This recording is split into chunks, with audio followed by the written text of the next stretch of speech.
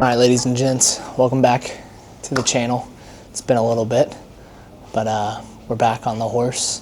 Had some things going on in life, but that's besides the point. Today, I'm going to take y'all through, we're going to just had a push session, at least to start the video. We'll see where it goes from there. Yeah, just want to take you through my day, or my lift as a natural athlete. My training has shifted a little bit. Still trying to get swole, still trying to get jacked, but in future videos you'll see, you know, I'm focusing a little bit more also on my athleticism. I mentioned in one of the previous videos that was one of my goals, trying to become the world's most jacked pickleball player. So that's the goal. So today, since I did just recently sprain my ankle, I'm not going to be doing, you know, anything crazy with the athleticism stuff. So we're just going to freestyle push day. Really, I've been doing upper lower, but since I'm not going to be able to hit legs for a week or two, I'm probably just going to do like push pull so that I have more days I can work out. So yeah, whenever you do have an injury like that, you know, I think it's totally okay to switch up your split or what you're planning on doing so that you can be more active. I had been doing an upper lower to have more time to be playing pickleball and drilling and practicing every day. And so, but with the leg injury, like I said, or the ankle injury, I'm going to just probably be doing a lot of PT on that and mobility, and just focusing on my, you know, splitting my upper days into like a push and a pull. Really no wrong way to go about it. Just kind of depends on how much you want to emphasize each muscle group. So yeah. All right. So first exercise I'm going to start with, I may not have also mentioned this, but I have kind of a fucky right shoulder. So, excuse the language. So, you know, if you have any type of issues in your rotator cuff or shoulder complex, I would suggest starting with this type of work before any type of pushing or pulling session, honestly, just upper body in general. But I got a really tight right lat and, you know, just a little bit of a weak rotator cuff on this right side. So this is an external dumbbell rotation. I do anywhere from like 8 to 12 reps. Make sure you're going all the way down. Then nice and controlled on the way up. Really slow, eccentric. That eccentric kind of braking mechanism is where you're going to get the most out of this. So instead of just dropping like this, really nice and slow, that's where you're going to feel that burn. And just, for me, I'm just going until I get pretty fatigued. All right, so that second movement is going to be we call this a trap 3 raise. On an incline bench, you're going to put your chest here, and then I go one arm at a time. You can do both at the same time, but since, again, I'm targeting one side versus the other, I'm going to go one at a time. And you want to keep your arm really straight and almost go out and up.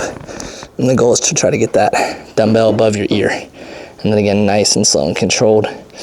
So even though it looks like I'm raising with my shoulder, really I'm pulling from my mid-trap muscle, which is usually a pretty underworked part of the back. You know, most of us think is traps is, you know, kind of the upper traps is the only thing we think about, not the mid and lower traps.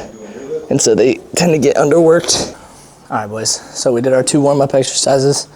Now we're going to move on to incline dumbbell press. Just going to be doing 2 sets to failure on everything today. Like I said, today's going to be a push session. And try out the 70s. I've been at 65 for a couple weeks. Just trying to build back up my strength on now that I'm bulking. Goal is to definitely press like 80s in a month or 2 with clean technique. So you see I'm going to try to have pretty pure form. I'd guess I'd get probably like 6 to 8 reps here. Yeah.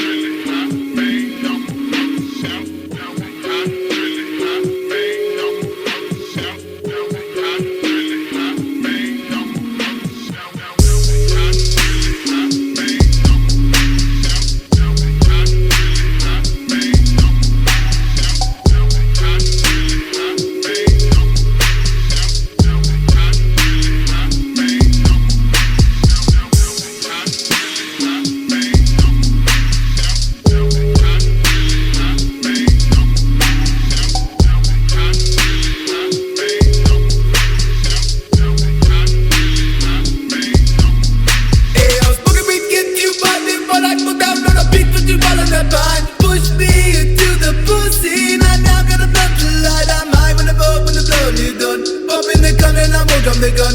Roll me, hold the holy, blow me slowly, gotta go when you do. Grip inside up on the guns in my bottle of vodka, I'm fine in my blood. 12 of got me real fucked up. I throw back, I steal my gun. Alright boys, so third movement we're going to do close grip chest dips, or well really tricep dips. So the reason we're doing close grip is to make it more tricep dominant. So now this is going to be our tricep compound, so definitely going to get some shoulder and chest work out of this as well. I'm going to start with body weight since I haven't done dips in a while as well. It's been out of the program. And then depending on how many I get, I might do weighted, but for now we're just going to start with body weight. Don't be afraid to use the assisted either. Just because it's assisted doesn't mean you're not doing good work. Plenty of clients who start there, work their way up, you know? So don't be afraid to be where you're at. Make sure you keep good technique. So I'm gonna think about keeping my elbows tucked in. You're gonna see them nice and close and really driving my elbows back.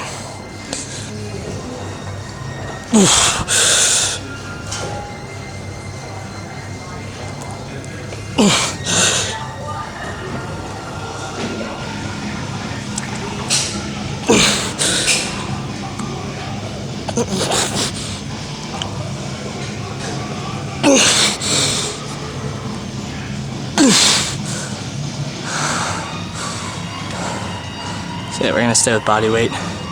So yeah, notice also how I at least got elbow and shoulder parallel. If not, my elbow above my shoulder. It's a really good range of motion. So this is what I talk about. Bodybuilding movements can be functional, very functional. You know, you can work on opening up your range of motion, which in turn, if you have strength through a greater range of motion, when I'm playing sports, what is, you know, this? If I can be here, that means if I'm winding up, throwing a ball, if I'm swinging anything, that's a lot of power and strength that I have there. Just because it doesn't look exactly like a pickleball swing or a, you know, don't be fooled by that stupid ass functional bullshit online. You know, this stuff translates well as well, so, and better. So yeah, just make sure you're focused on the range of motion though, because if we're only going, you know, half range of motion, we're gonna get tighter. So we wanna open up as much as we can and get stronger. So that's why I could throw on a belt and do a 45-pound plate, but you would see me stopping here, not going full range of motion. And I'm not willing, and you shouldn't be willing, to risk that as a trade-off. Then we're gonna get more to the isolation movements after we've done the compounds. Next we'll do the chest flies, and then we'll do triceps. Yeah, so I'm gonna use this Max Pump standing lateral raise. This is a really nice machine, not usually what I'm used to. Normally I would just do like cable lateral raises or like a machine lateral raise or dumbbells. But if you have something like this, you know, it's nice to take advantage of. We're gonna go a little high reps, 8 to 12 to 15 kinda. Just picked a weight, we'll see how it goes. If you're not tracking your weights, definitely track. Like I said, I'm in between programs right now, so I'm not tracking. But usually you wanna track, because especially if we're not gonna do a shit ton of volume and you're only doing 2 sets, you better make sure you're getting stronger week to week, each set. You know, and if you're not, then that's a sign that you're not progressing. And then you know you need to either switch up your training, switch up your sleep, you know, improve your sleep, fix your nutrition. Basically, it's a signpost that something's off. You're not growing muscle, you're not getting stronger. So it's good to track. It's also a way to make sure that you're pushing intensely, hold you accountable.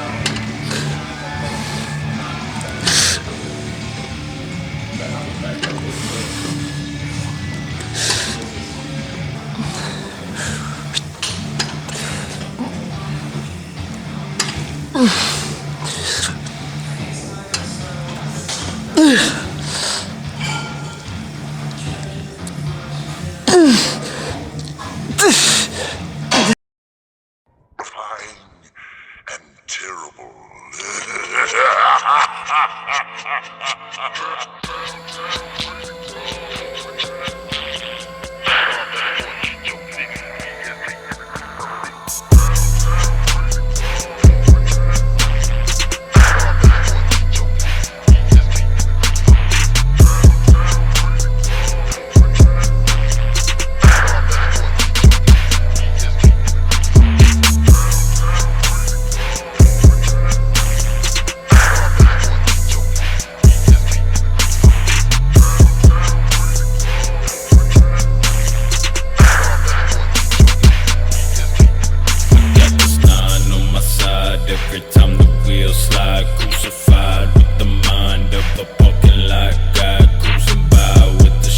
right, last exercise, we're gonna do overhead tricep extensions.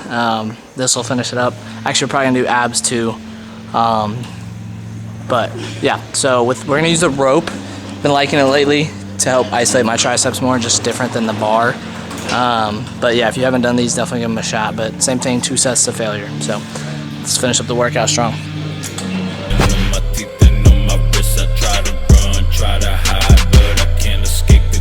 Grabbing a ratchet, then go cast, but disappear into the night. I got wings, but I can't fly. Just broken bones, that's from my spine. Broken bones, ghost on my line.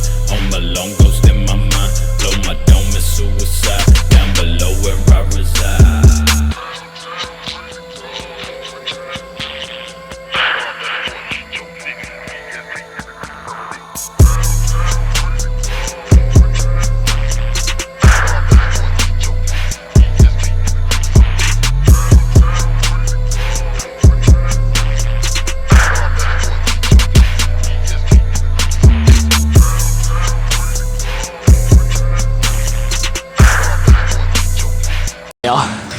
That's gonna do it for the workout. That last exercise is a cable torso rotation where you're bent over. Just really forces you to rotate from the core. Usually a lacking piece in a lot of people's training is rotational work. Definitely mine in the past. So focusing on getting strong and the rotation is really good for your core, not only looks wise but also strength wise. Yeah, so, and then just make sure you keep, if you notice that my hips were very still, wasn't twisting my hips at all, so that all the rotation comes from the core. If you're moving your hips a bunch, then it's not coming from your core and you're not rotating. So make sure you keep those hips still, load it heavy. It also really does a good job of opening up your upper back and thoracic kind of spine area as well. So give those a try. If you made it this far, I appreciate you watching. Like I said, got online coaching. Just comment down below and we'll get it set up. Other than that, let me know what else you guys want to see. You know, I might add other things into this video. If not, it might just be my push workout for today. But yeah, thanks for watching.